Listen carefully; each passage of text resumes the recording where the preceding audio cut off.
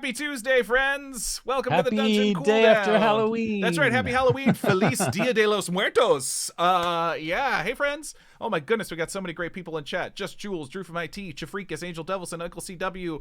Hi, friends. It's good to see you all. Anthropomorphic Muppet. I don't think I've seen you in chat for a little while. How are you? Oh, wow. Welcome to the Dungeon Cooldown, friends, our companion show to the Dungeon Run, if you don't know On that. a Tuesday. On a Tuesday, that's right. We're breaking the rules. Yeah, a little bit. Hey, we run this show. We can do whatever we want. No.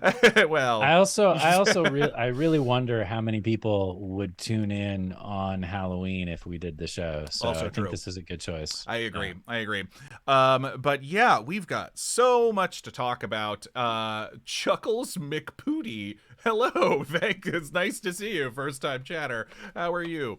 Yeah, it's been a lot going on if you hadn't known. We've got so much to talk about today. We've got an awesome show coming tomorrow.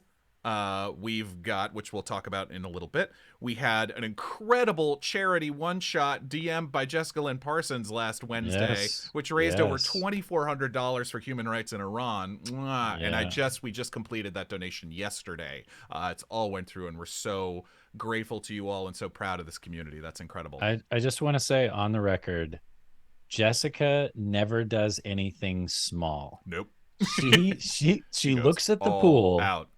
And she goes, I could take the steps into the shallow end, or I could run and do a cannonball off of the diving board straight into the deep end, not knowing how deep the pool even is. Jessica. And then not come up for air for 5 minutes. Jessica's middle name is Lynn, but her second middle name is Head First. There you go. Jessica Lynn Head First Parsons. Yeah, I loved it. It was fun to watch her DM and see that side of her creativity. You know? No, like the first time she started playing that mayor, I was like the kind of the mayor. I was like, okay, Jess, okay. I was like, this is incredible. Hey, Jared, I gotta tell you, you weren't at the studio. I was off camera and trying not to laugh. I know. Yeah, I heard you. I heard you off camera. I couldn't help it at certain points. There were times. Katie Michaels. I don't know if you know this all. Katie Michaels is a very funny human being. Yeah, and she hasn't gotten a chance to perform in a while because she's been in Babyland. Seriously, and she just brought out Reggie Rexford. Human woman. Reggie Rexford, human woman. I like how that's her class. That's right. Human woman. My class and my race is human woman. She eventually told us she was a bard, but she was like, no. But I think that came late. She's like, no, it was more just I had the idea of the person, and then the D&D character came later. Everyone's referring to you, Morgan, as Catboy and Catman? That's correct. Why is that? I was Jessica's familiar for the night doing refills. Oh, right. And one Carrie Lee Cartwright had a lot of fun calling me Catboy. Which, fine, I was there for it. Didn't get too awkward. She'll get her due. She'll get We've hers. been too nice to her for too long. So oh my goodness. We'll see how she handles tomorrow. Let me just say that.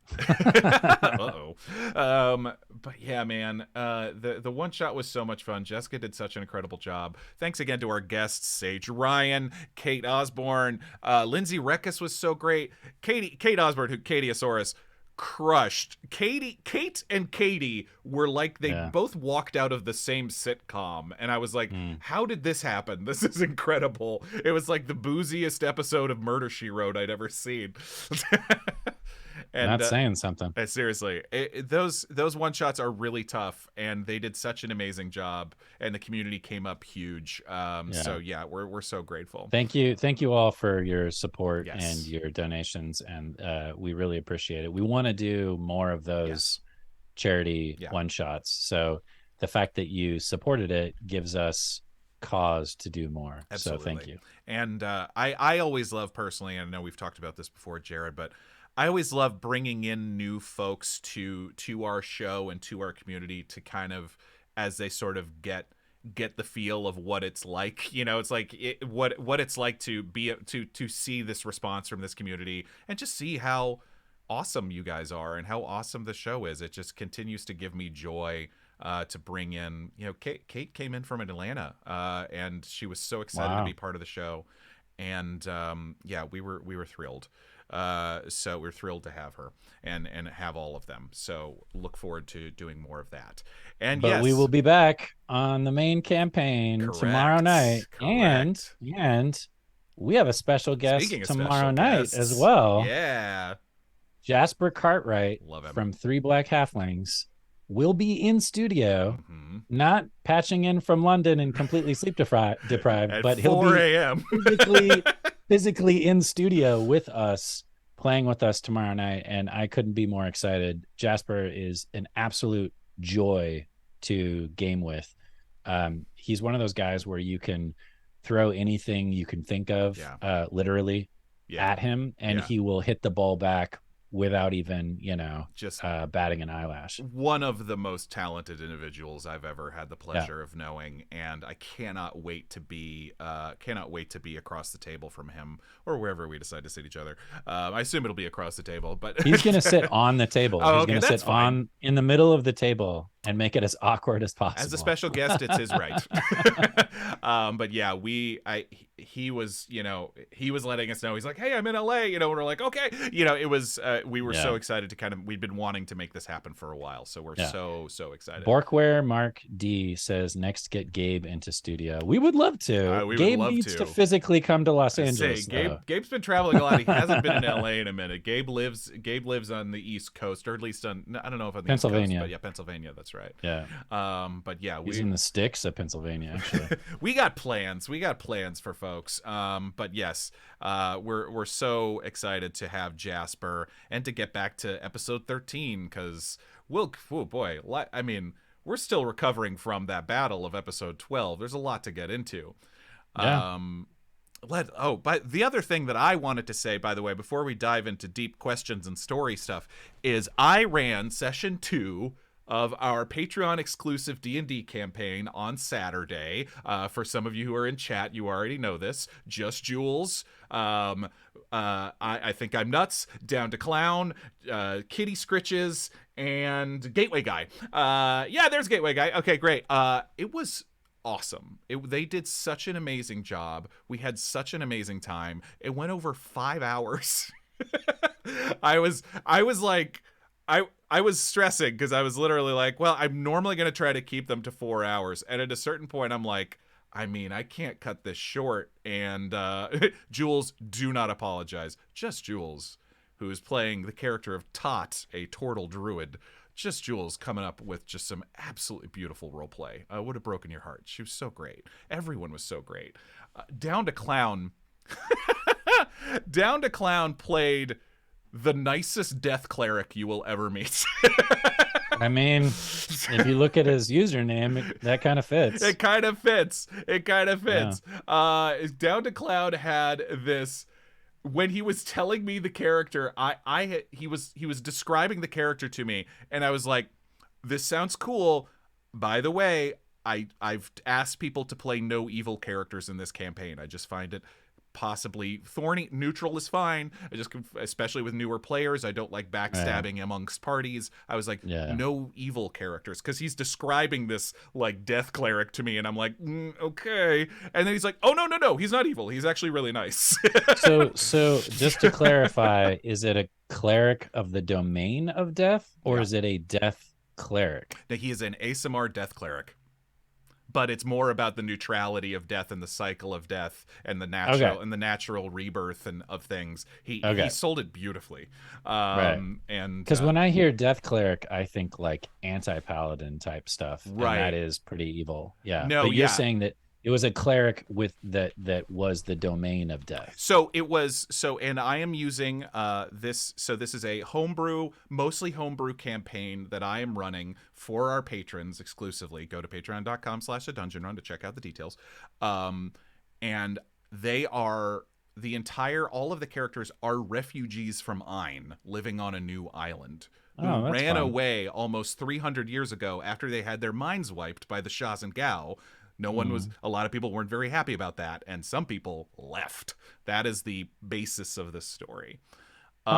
so we're using Jeff's original pantheon of gods, and so when I was pitching him Jeff's pantheon, he's basically like, all right, if you want to go Death Cleric, here's who we're talking about. Right. And the god of death in the Ain pantheon is called the Prince of Ice, who is the god of death and the night. And so he's very goth and very, like quite a striking figure strolling up, and then he's like, "Hi, how are you? Nice to meet you." Yeah. It's just it's a little unsettling, but incredible. So again, it's such an amazing time. We'll talk more about that later, but yeah, everyone did such an amazing job, and I want to keep talking about how great it is. People on the Discord have been having so much fun with it. Yes. Gamer Realm is asking, is there a link or a way for patrons to watch the Patreon series? No, I'm keeping it off stream for now, just for safety of everybody. I don't think everybody likes people watching them game. No, I don't really. That's not really what this is about. It's really about the community and everything and the players. And we have a lot of new players, so I want them to be comfortable and I want everybody to feel safe. So I don't really. But there are recaps. Everyone's been posting recaps about everything that happened that you can find on the Discord. But no, I'm not really. No real plans to stream them for now. Maybe later. Maybe you'll just have to join the Patreon, and then you can come play. Yeah. It's just it's a whole other thing. Streaming playing games in front of people, while amazing, can be stressful, and I don't necessarily think everybody wants to sign up for that, and it's not really what we're doing. Just us actors that are self-involved and enjoy psychopaths. Yeah. Forcing other people to watch us pretend to be other people. Indeed. All right. Well, we've chatted about so much stuff, but let's dive into shall we take some questions? Start with some questions? Okay. Let's do the Patreon questions first, and then we'll move on to Discord. Tapartos asks, Morgan, anything fun with leveling up that you took? I'm assuming he's referring to the fact that Val just went up to level 5. We all just went up to level 5 after episode 12, which is huge for fighters. Huge. Yeah. Because at level 5 you get a second attack. I mean, it's so I didn't really have much to select at level 5. And I didn't not gonna spoil anything. There's a couple multi-classes in the party that we'll let people. There's a couple multi-classes coming that might surprise people. I did not. So I just took level 5 of fighter, which means I get a second attack, which means Val's breath weapon gets stronger. Also, Val was created with some of the new metallic dragonborn rules, which means I get some cool stuff at level 5. Alternate breath attacks, right? Once a day breath attacks that are a little different and pretty cool. Enervating, isn't it called enervating breath or repulsion breath? Yeah. Basically, I can be kicking a Chairai off cliffs, Jared, so watch out. Yes. The funny thing is, in my games, I'm okay with you killing a Chairai. Jeff was okay with it too. Everyone was okay with it, just Fahima. Yeah. And Jessica was okay with it. Yeah. There's no such thing as Hamlet in my games. I can see that. You can cry out Hamlet all you want. Not gonna do any good. I still love that moment. Whatever. It's like, what was it? Episode like 24 or 25. So I love that moment so much because we were getting rocked. Yeah. And I had this force card, and there was a cliff right there, and I'm like, oh. James is getting whipped right now. Yeah. That thing's going off a cliff. Yeah. I mean, it made perfect sense. And you didn't know that it was going to kill the Chairai. I mean, you're just... It's probably pretty good chance. They're pretty tough. Yeah, they got a lot of hit points. They are pretty tough. So, yeah. The best case scenario was that the whole thing was going to go over. So, yeah. I won't claim innocence on that. But I will say, actually, we were getting into an interesting discussion about what could be in the future for more Val's level ups coming. Because if you don't know this, at 6th level, as fighters, one of the benefits of being a fighter is at 6th level, you get an extra feat or ability score increase. Yeah. And I've got some ideas for that. I actually think that's one of the fighters' strengths is the fact that they get those extra feats, and it's kind of overlooked. Yep. But the more feats that come out, the more options that you have, the Yeah. more you can diversify or specialize in any given area. And it really starts to make fighters a lot more versatile than if you're playing a ranger or even a paladin. Even though they get spells, Yeah. they don't get as many feats. Right. So their core abilities are their core Right. abilities. And those feats make a huge difference. Yeah. I mean, if you're looking at the new D&D 1, they're talking about more feats from the beginning of character creation on. Mm. So they know deep down how much people love feats It's and just how further much it affects the customization. character. Yeah. Yeah. Yeah, And exactly. it's an embarrassment of riches, really. The fact that I'm going to get 2 more feats from level 6 and 8, I'm just Yeah. my mind is spinning. I've got like 5 Yeah. different scenarios that I'm like, oh, I could combo these 2. Oh, I could do Yeah. this. You know. Yeah. But one that came up because I really like, people do love their feats. Jafrikas, give you the feety feats. One that we were talking about that I think. Dennis by Night says he'll take feats over ASI almost every time. I sort of agree, but sometimes it's just better to like increase your attack rolls though. Like I think you can overdo it Right. with feats sometimes. Sometimes it's Yeah. just better to like be better at stabbing things. I don't know. I try to strike a balance, but I do like the feats. I do. And I think they're important because you're not a magic user. Right. You don't get spells. So if I miss and- my attacks, what's it all Yeah. good for? Yeah, exactly. Because then you're just a meat shield at that point. yeah, correct. But okay, so one idea that I really like, and it really makes a lot of sense for Val, but presents some interesting mechanical things for you, was Martial Adept, which is the feat that yeah. allows you to take the Battle Master skills. Yeah.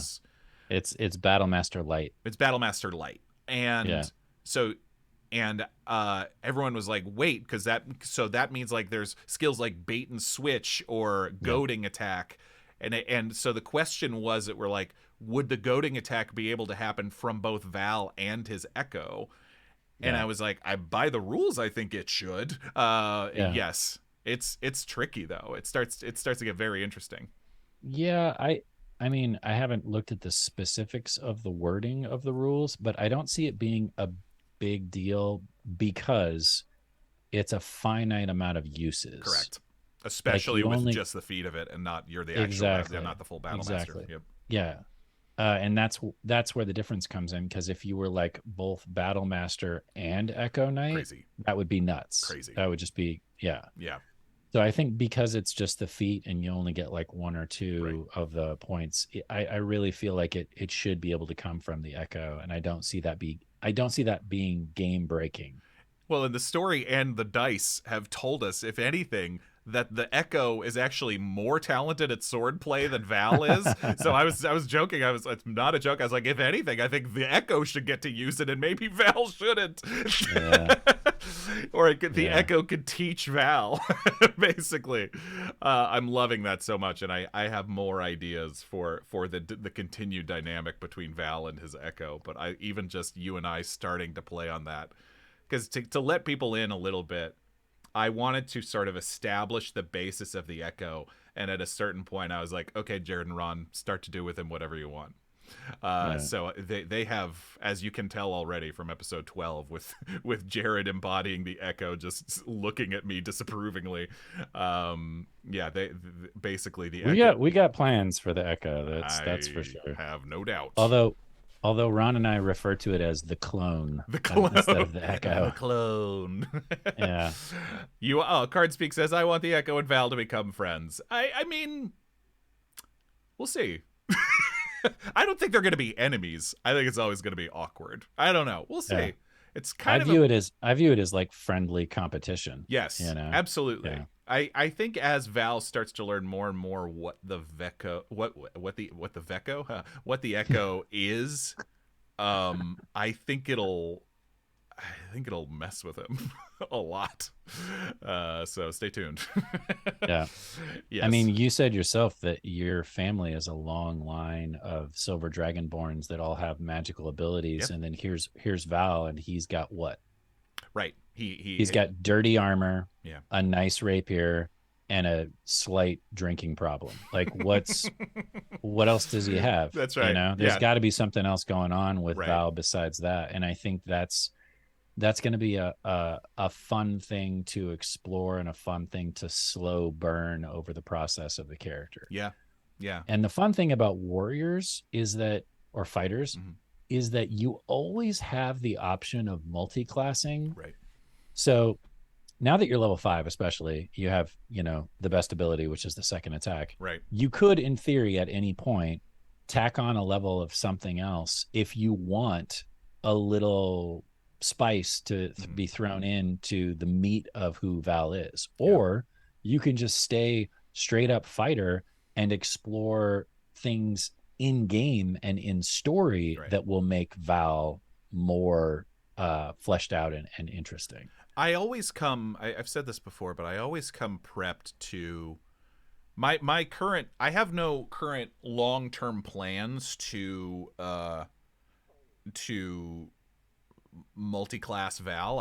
I'm like, I'm ready to take him fighter to level 20 if that, but also I'm wide open if the story goes Val's feeling very connected to this god now or something like that. I don't know if his skills, his wisdom and charisma are both pretty low. But I don't know if your wisdom 8? Yes, wisdom is 8. That's correct. Yeah. When I saw that, I was like, oh, you want to go the Civ route? All right. Good luck with that. That's, by the way, yeah. Failing wisdom saving throws sucks. You be sure that I'm looking at for those future feats. One of the ones I'm looking at is resilient wisdom to kind of make me, which I know you did too. Did not save me. Didn't help. It did not save me at all. It sucks. I would take a lower, and if looking back on it now, I mean, I kind of made Civ based off of his backstory, so it made sense for him to have low wisdom because it makes perfect sense for Val to have low wisdom too. Yeah.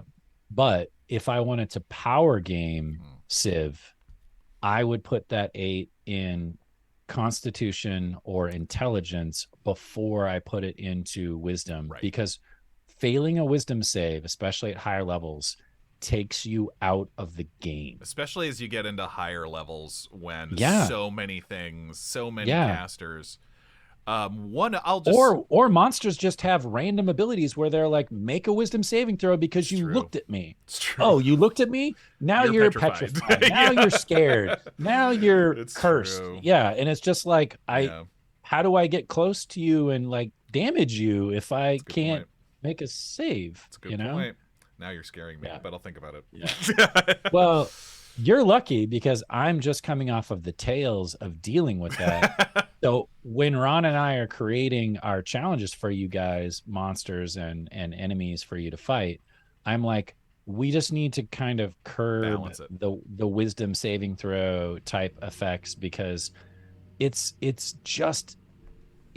sucks from like a player's point of view and from a storytelling point of view and as a dungeon master's point of view, where all of a sudden somebody gets benched.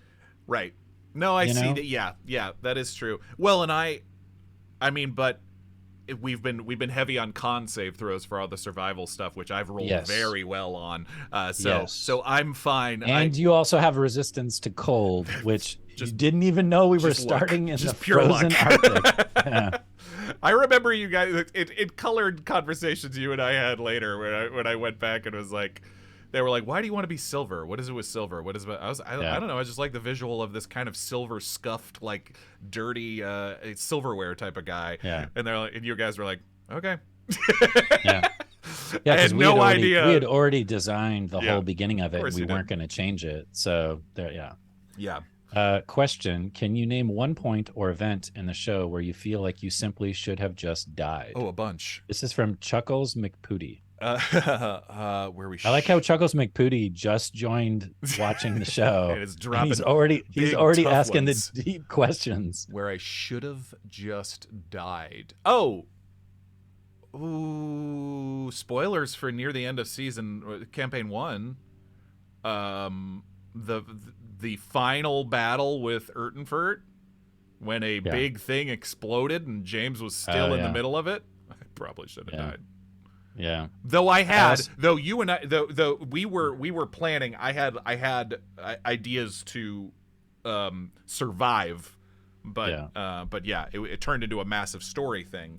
But I was like, Right. oh yeah, I could have been squished for sure. Yeah, bombed and then squished.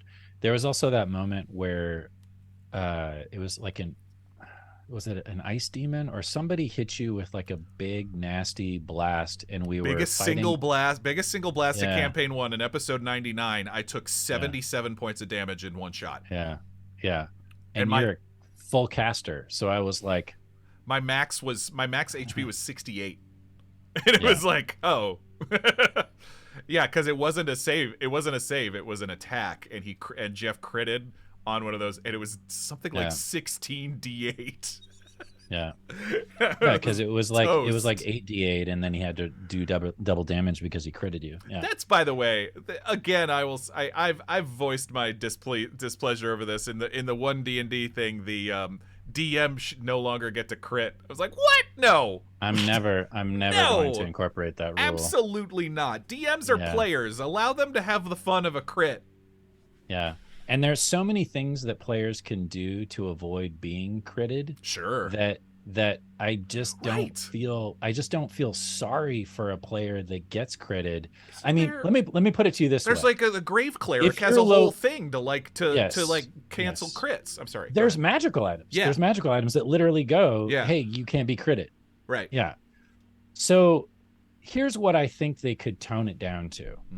If you are playing a first level campaign, like you just started. Sure. It's not fair if the goblin that is shooting you with its crossbow can get a crit and drop you right then and there. Yeah. That doesn't make sense. So we can get rid of monster crits at super low level stuff. Yeah. But as soon as you get to like level 2 or level 3, let the monsters crit. Yeah. I mean, just let them. It's why I never, because for those of you who don't know, the dungeon, when you read up on monsters, it'll offer you, like, if the beast hits, it does 7 damage or it does 2d6 plus 1. And I always roll.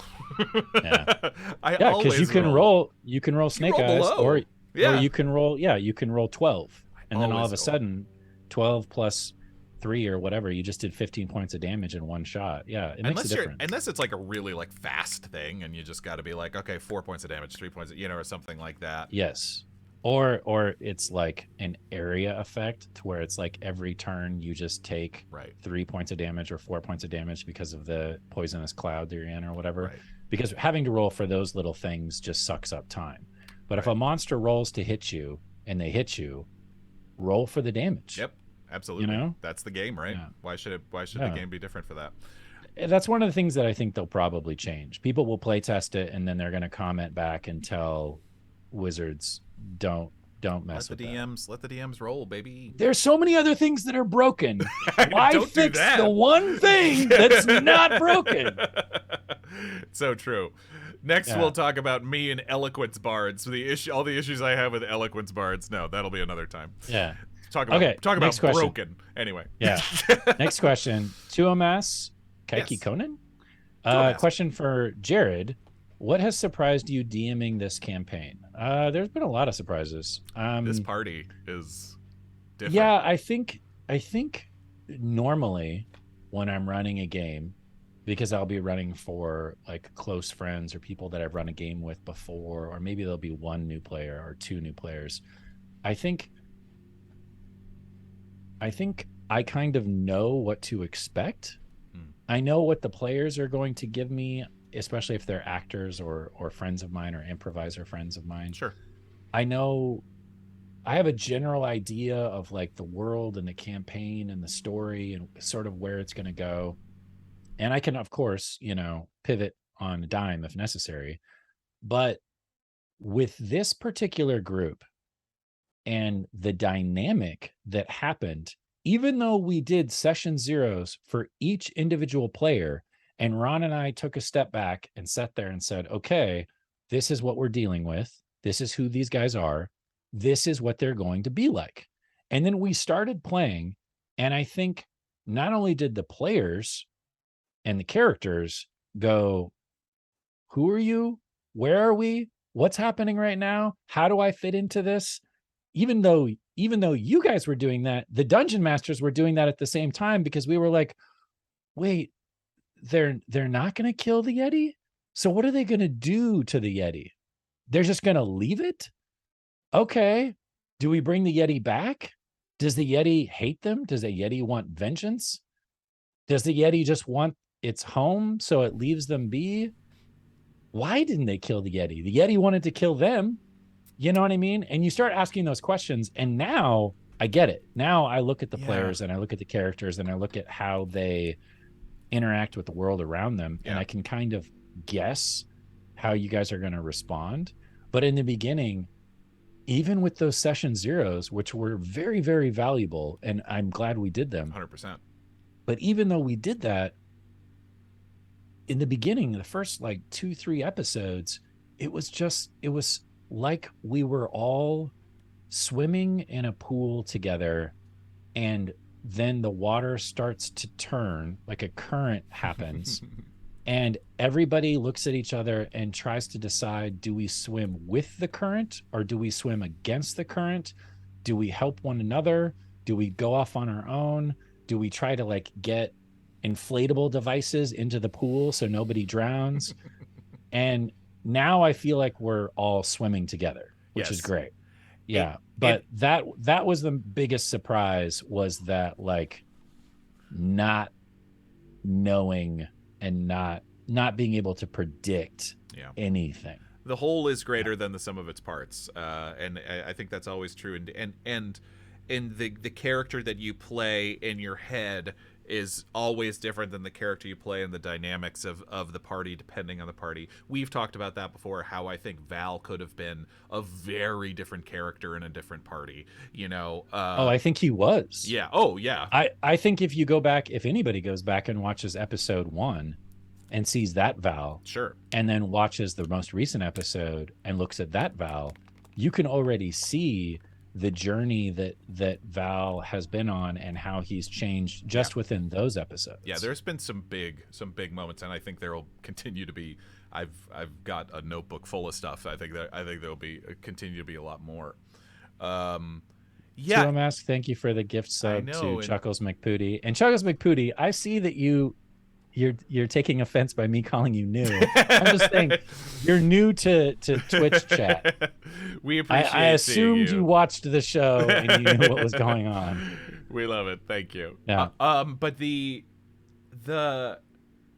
thing that I also, the thing that's interesting about this campaign though is the DMs. I mean, the DMs are always ahead of the players, but the DMs and the audience, I feel, know more than the players do a lot. And so there's constantly there's constantly us trying to figure out, like, toy around, like what sort of, you know, what's kind of striking a chord and, like, you know, and driving us in one direction or another. And I think it's been really interesting, because I think with Jeff's campaign, it was very different. It was a little bit more of that traditional beginning, like, hero setup, which is like you are told, I think literally, and we didn't joke about it. It was, we got to play the moment of, didn't Torvald tell us in episode 3 that you are the most important people in the world right now? And we were like, what? Yeah. And I think all of us were like, yeah, we don't believe you. Yeah, no, what would you? Okay, it's like okay, crazy old man, whom I just met, and whose apprentice got killed in a portal accident. Yeah, okay, buddy. Yeah, sounds good. And I don't think we even really trusted Torvald in the beginning. We were all kind of like, oh yeah, what? Who are you? Why are we here? What's going on? Right. It was like trying to. There were enough clues that we were sort of figuring, but there was definitely sides of like, wait, what is happening? And why should we trust this? Yeah. I think there were lots of scenes about that in the beginning. Excuse me. Tuomas has a second question. Yes. Morgan, if Val had the power to decide what the party does, what would he have them do differently? That's a good question. Ooh, That is a good question. It's funny. Jared and I were talking about this a little bit before we started. Episode 12, I think, was on it weirdly sort of a big thing, a big moment for Val, and I'll definitely talk about this in character tomorrow. But so Val hasn't totally trusted this whole Stormborn thing. You know, it's really like it's a similar thing where someone tells you you've been selected and it's super important and you have this glorious task to do, and I'm like, but really the only evidence, the only proof that we have of that, besides a few strange goings on, is one guy, is Olivar telling us this. And now there's other, but I'm just having to trust Olivar, and it's the only thing that makes any sense. So it's just sort of like, I don't know, this could all still be just a weird thing. I think going back, I think going back to your original point to where, and I have to keep reminding myself of this, that the players don't know as much as the dungeon masters or even the watchers. Right. I think that's the thing that both Val and Saint seem to be struggling with, is that you two have all of these questions that aren't getting answered. And so you're just sort of floating in the ether, not really knowing where to go or what to do or who to trust. Well, and it's also, I mean, going back to the session zeros, you guys did such an incredible job, and it was a lot of fun to play, but setting up these intense family stakes and situations. And so I'm still remembering that every time of, like, you know, how that felt. And that was Val's argument with Frida, where it was just about the selfishness. I'm sorry, my next door neighbors are doing God knows what. I'm sure there's some noise coming through my microphone. I'm sorry if you're hearing power washing or jackhammering, whatever they're doing. You're fine. Okay. But so Val has this where it's just sort of like I'm pulled in a lot of directions. Now, I say all of that because Nagrok showing up and knowing who we are, he knew things about us, things that were, you know, not common knowledge, knew things about us, calling us a Stormborn and wanting us dead. Yeah. Where, like, Val's suddenly like, that guy seems to think I'm pretty important. Something's making sense here. Like, or something is starting to, like, all right, maybe there is something to this Stormborn thing. Right. And again, we'll talk. The secret is out. Yeah, the secret's out. Yeah. We've got a target on our back, and that guy was crazy powerful, and he seemed really intent on taking us out. So that must mean I'm important all of a sudden. So okay, and it's suddenly lending a lot more credence to the Stormborn. Suddenly, I think we might see the team taking ownership of the Stormborn thing a lot more, because suddenly, like, these clearly evil, you don't get much more evil than Nagrok, you know, clearly evil thing thinks you're important enough to want to take you out themselves. Yeah. So it's like, all right, apparently we're rocking some boats here. Maybe we're onto something. Which is interesting. It's really kind of a super interesting way to kind of play the character and see what it is that tips something over in the other way. And I think that was it for Val. Suddenly this crazed skeletal demi-lich, whatever it was, druid warlock, wants you dead because they think you're something pretty important. So yeah. It's like, I didn't think I was something pretty important, but apparently you do. Huh, interesting. All right. You know, like, yeah, I think that's a pretty fascinating wrinkle to this story, and I think it will definitely ripple out in a lot of ways through the party. I think Cjo225 has a valid point as well in chat. They said all the players seem to think they are still in the same time period they left from. Whoa. Yeah. Oh, God, I didn't even think about that.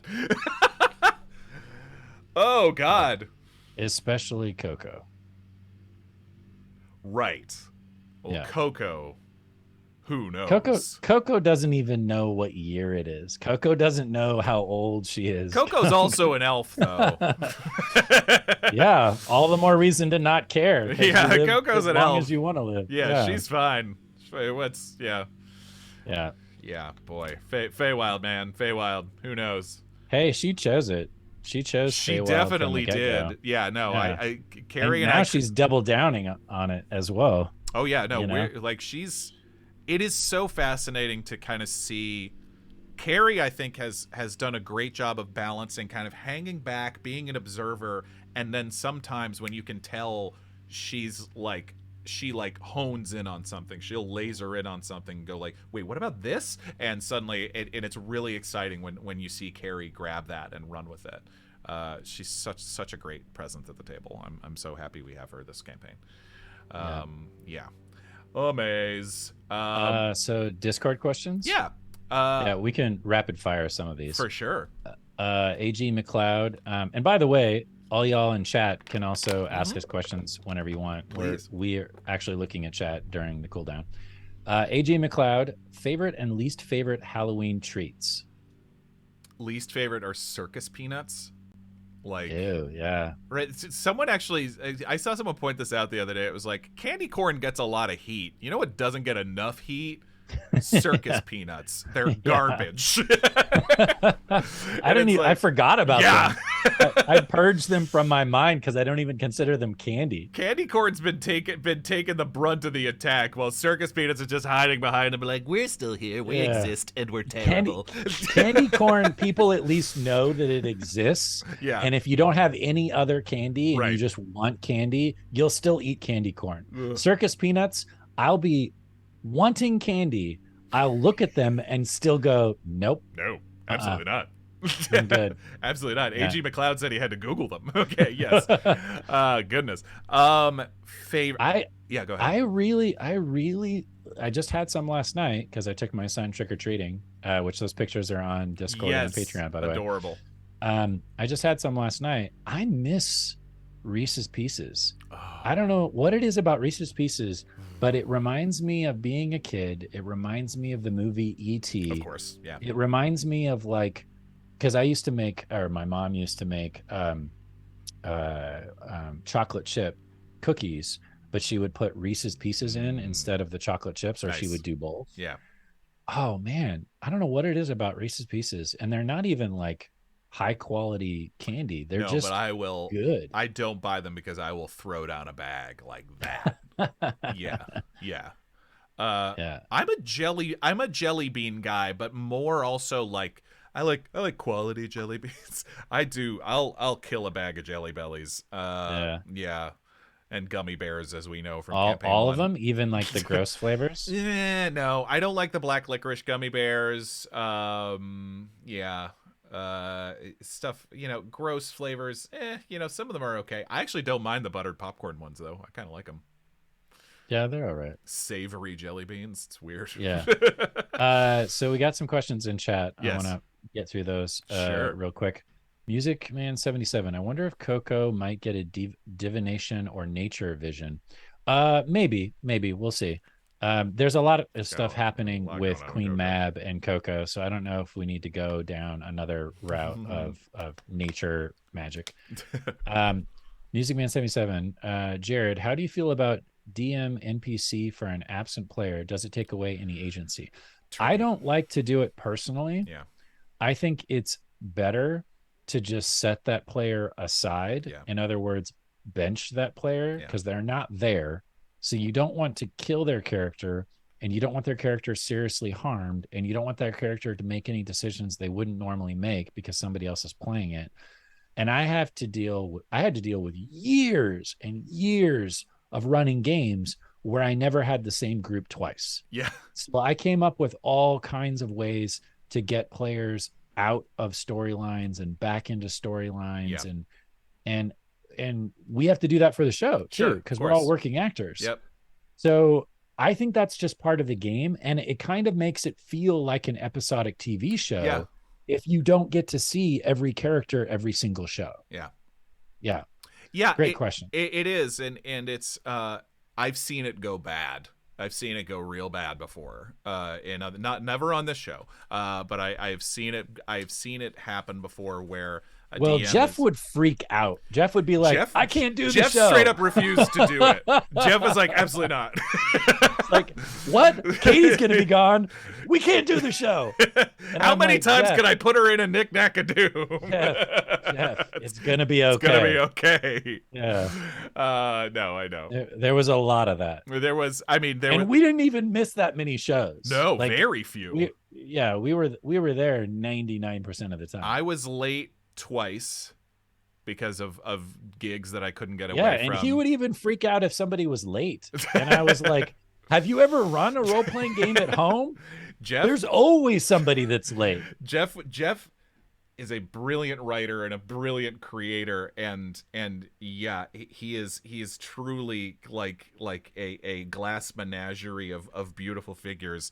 And he was always more, I think he was always better than sometimes he would give himself credit for. It was just like his ability to riff was always better than he would always panic and be like, Jeff, you're gonna be fine.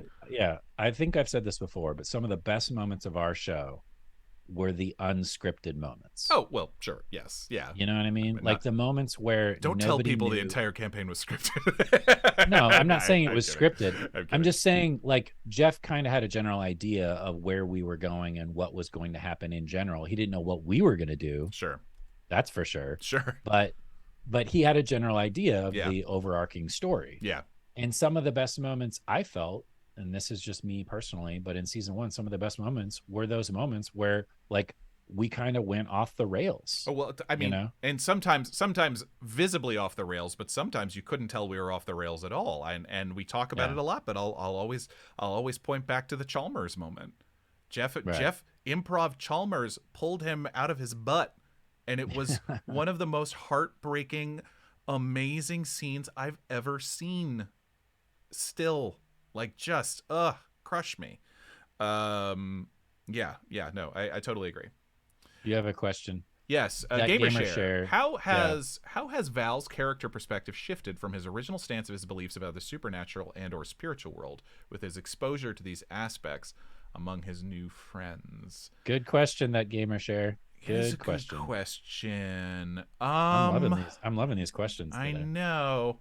I mean, so Val's tough.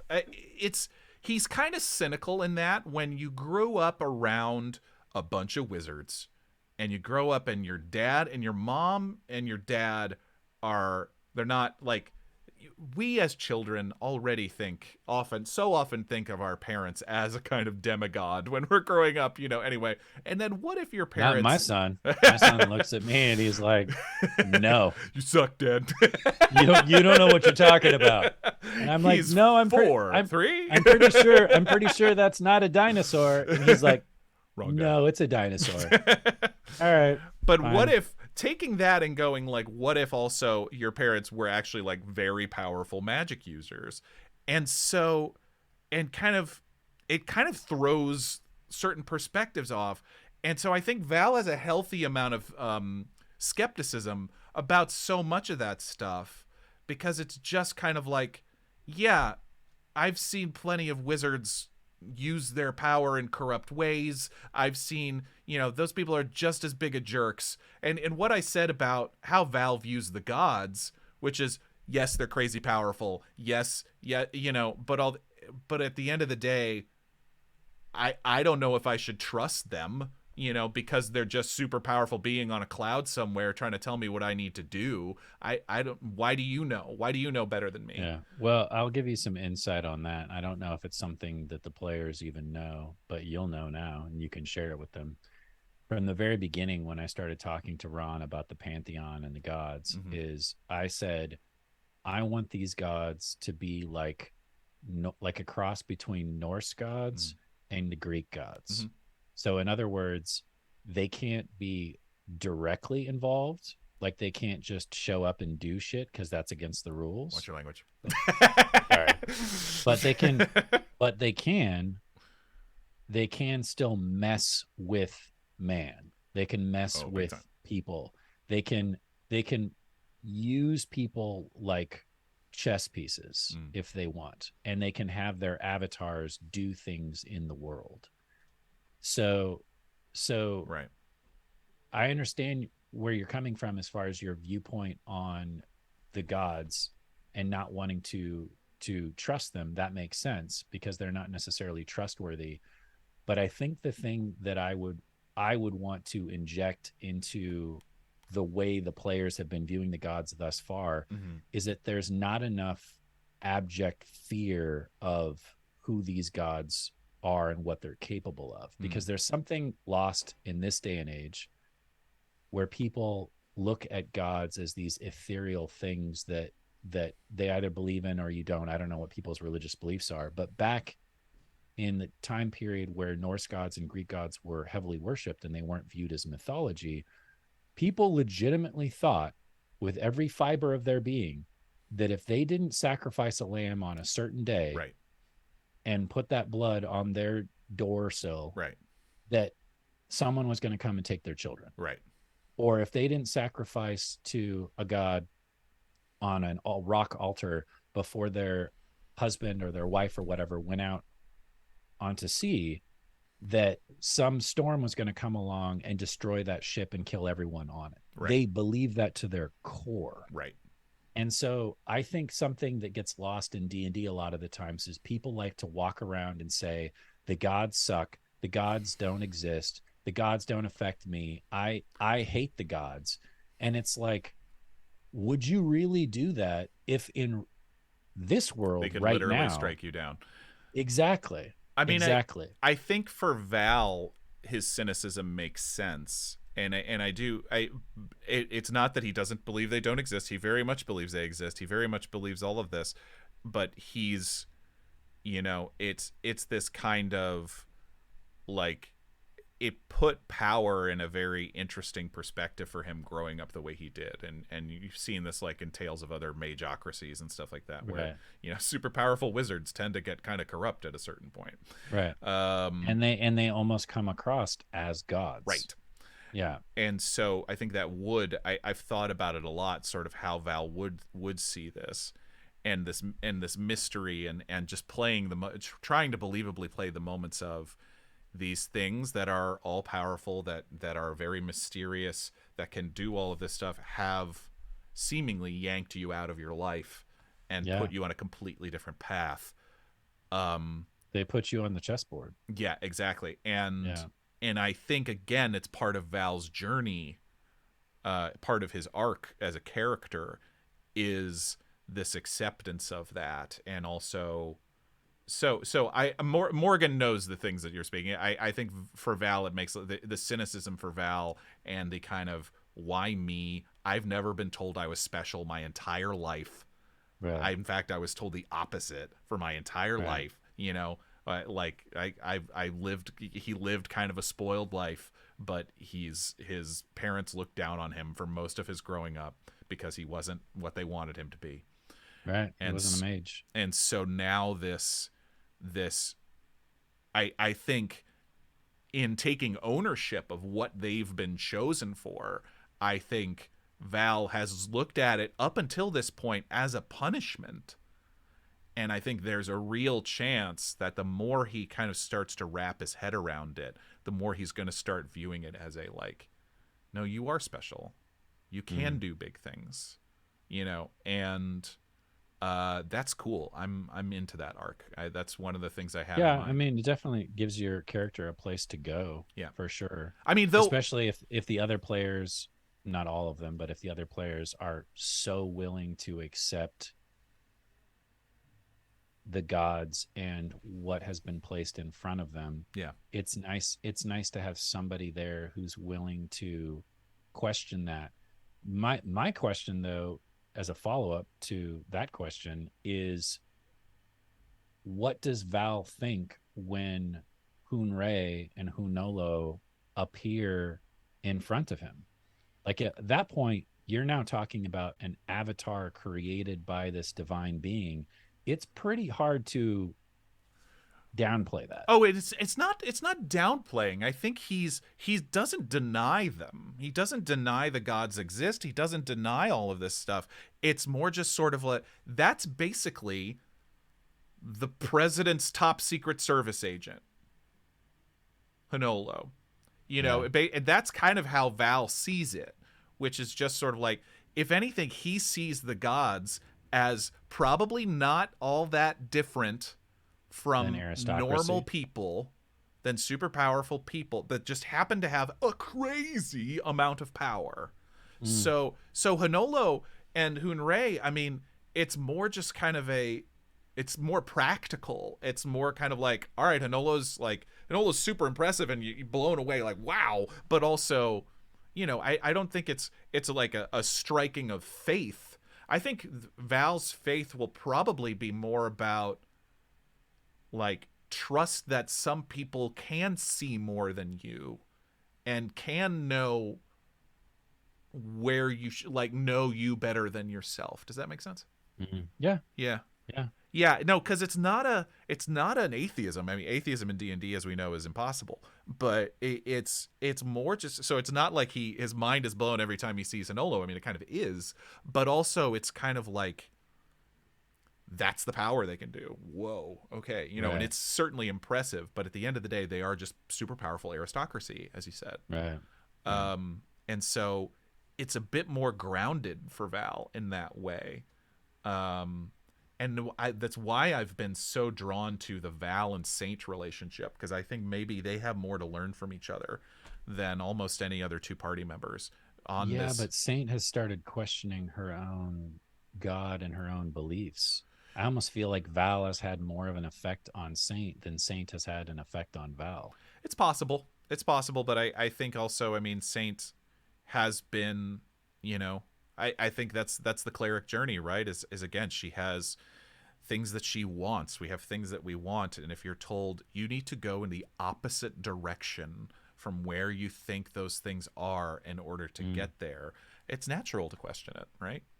Yeah. So, I mean, we'll continue to see, but I think I love these. I love the dynamics of this party, and I think we have so much more to learn. So I'm so excited.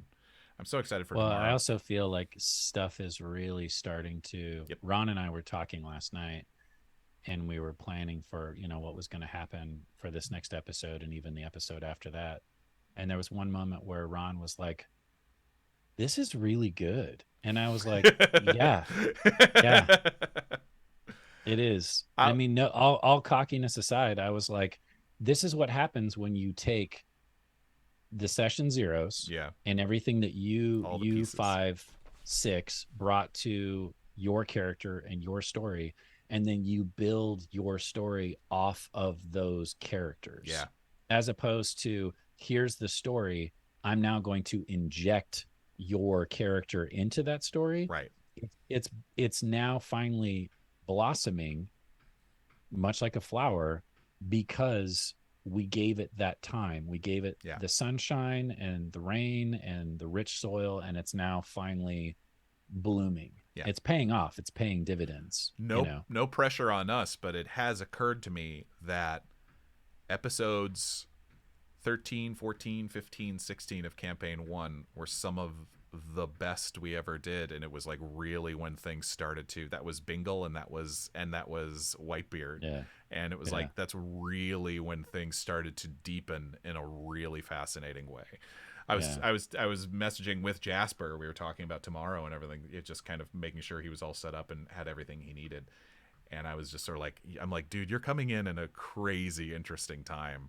I don't know if we'll have any battles tomorrow. I don't know what we're, so it'll probably just be all role play, but knowing Jasper, he's totally fine with that. So yeah, I can't wait. That's the great thing about Jasper, is I feel like if we had an episode that was all combat, he'd be fine. Yeah. If we had an episode that was all RP, he'd be fine. If we had an episode that was half RP and half combat, he'd be fine. If you haven't, by the way, this is a reminder, if you haven't watched Jared's 2-shot, Festival of Sapphire Lights, with Jasper and an amazing cast, Trisha Hirschberger, Jessica and Katie, and Oyati. Just amazing. But Jasper's character in that was like an immediate, like, wow. Well, he was like, I want to play a shapeshifter changeling. And I was like, oh God, Oh here boy, we here we go. go. Another one of those. I'm like, all right, what's your reasoning behind it? And he's like, okay, so all of these different people essentially get mashed together into one creature. Wow. It's not like a shapeshifter Right. in the sense to where they're just copycatting everything around them. It was distinct personalities with distinct stories that got accidentally merged into one being. Wow. And I was like, that's unique enough to where it might work. Right. And I said, I don't know if you're going to get to show all of It's that just in a just two-shot, two but sure, episodes. yeah. But I also said from the get-go, I said, all y'all are going to get a chance to be on stage and do your one-man show and do whatever you want to do, however you want to perform. Yeah. And Jasper took that and ran with it. Yeah. It could have been like a 30-minute long one-act show or a 30-minute long one-man play that he put on with all of the different characters that Seriously. he was doing. Yeah. So good. He's going to be a great guest. I'm looking forward to it. Me as well. too. But we're about over time, but I think we've covered just about everything. We're so excited for tomorrow, though. And again, if you haven't watched the charity one shot from last week with Jessica's DM, please do. It's so great. We're going to be posting more clips from it later this week because it was so funny. It was such a good time. But yeah, lots of good stuff coming tomorrow. See you on the Discord. See you on patreon.com/thedungeonrun. Always good stuff there. Jared, am I forgetting anything else? Feel like no, I just want to mention that Ryan Winters, we can leave it on this if you want. Ryan Winters had one question where he says favorite and least favorite horror movies. And I knew that'd be something that Morgan would want to talk about. Who, me?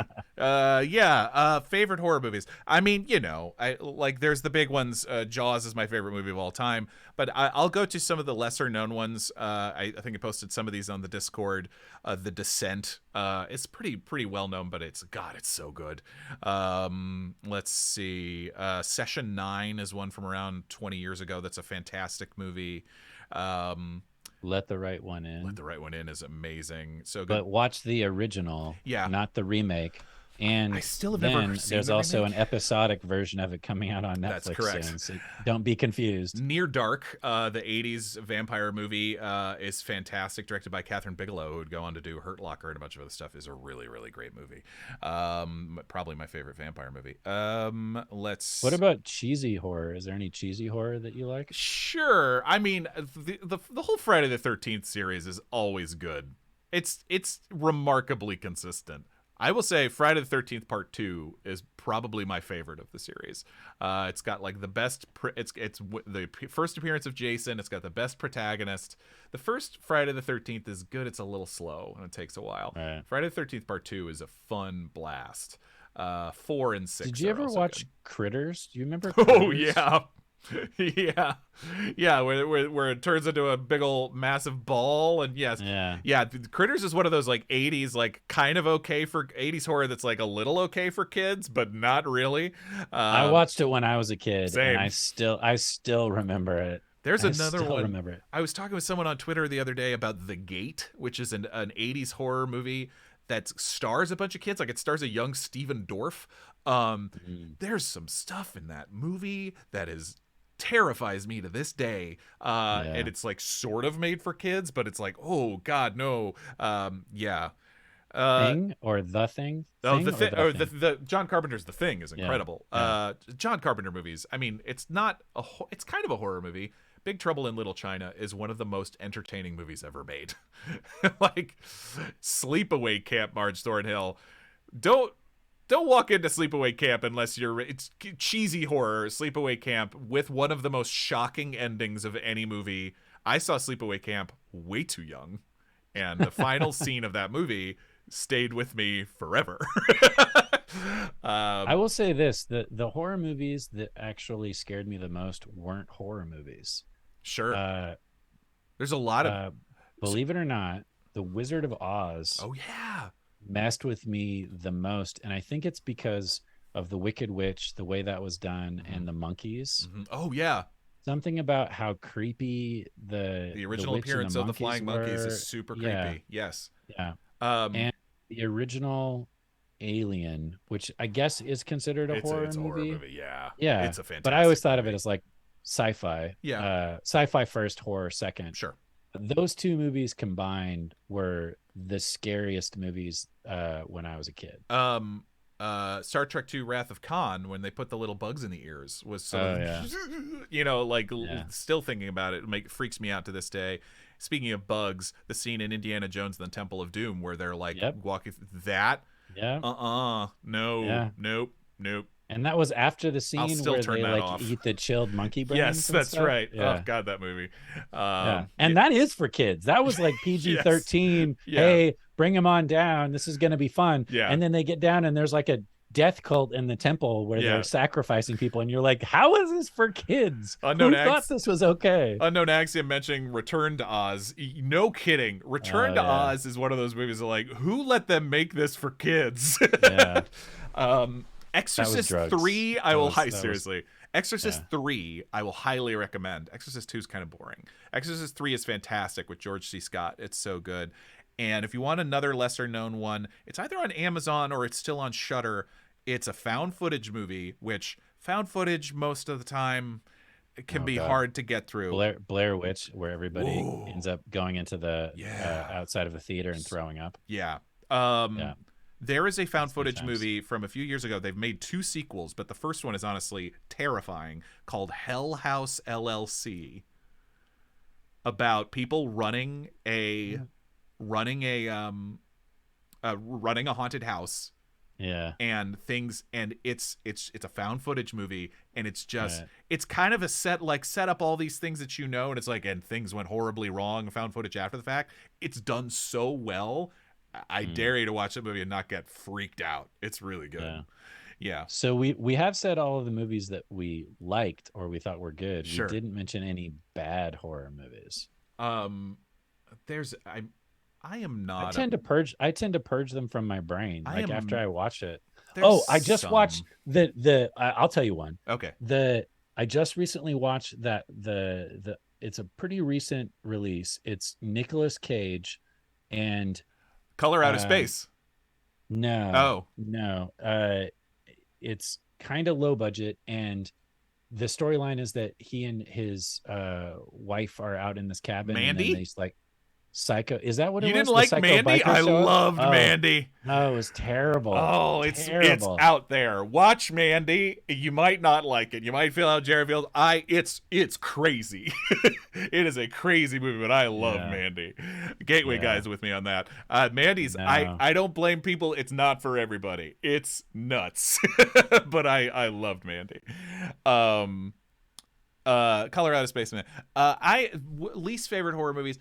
I am not a big Rob Zombie guy. I need to care about people in the movies that I'm seeing, and every main character in a Rob Zombie movie is like a really despicable like redneck character. That's just every movie. His Halloween, his like all of them, all of his movies I'm like, I don't care about any of these people. It's a problem. So I mean, least favorite. I love the Nightmare on Elm Street movies. Nightmare on Elm Street 5 is not good. There's a few bad ones. Least favorite horror movies. It's hard because you also just don't want to rag on people's work. No, I'm very empathetic, and you know how much work went into those movies. Yeah. Like if you had any idea, someone probably hurt their back because they were lifting, part of a set, and it was, hour 14, and the rain starts to come down, and they got to get that set inside before it gets rained on, and they even when they ruined their life for that movie. It's rare when I get angry at movies. For the most time, I'm like, oh, you tried for something and it didn't quite work, or something like that. For the most part, I'll give you a benefit of the doubt. A.G. McLeod is like, what about all the work that went into Carnival Peanuts? Forget those people. I do not have the same sympathy. No, I'm kidding. they knew what they were doing. The Dungeon Run apologizes to the creators of Circus Peanuts. Oh, that's right, Circus Peanuts. Tomorrow's show, sponsored by Circus Peanuts. Yeah, really. Hey, if they want to We'll sponsor take it. our show, Come on. I'll talk about I'll all eat of them the all health night. benefits of Circus Peanuts. You can buy us pretty cheaply. No, Yeah. just kidding. All right, we love you guys. Have a wonderful rest of your Tuesday. We will see you tomorrow night for an awesome show. It's gonna be good. Yeah, don't miss it. Don't miss it. Do It's not gonna be good. miss it. It's gonna be fun. Yeah, have a And great. everybody's going to be level 5, so there's going to be some interesting stuff that happens at the top of show revolving around that. Ooh. And Jasper Cartwright will be there. It's gonna be amazing. All right, everybody, have an amazing rest of your day. We'll see you later. Humankind, be both. Bye.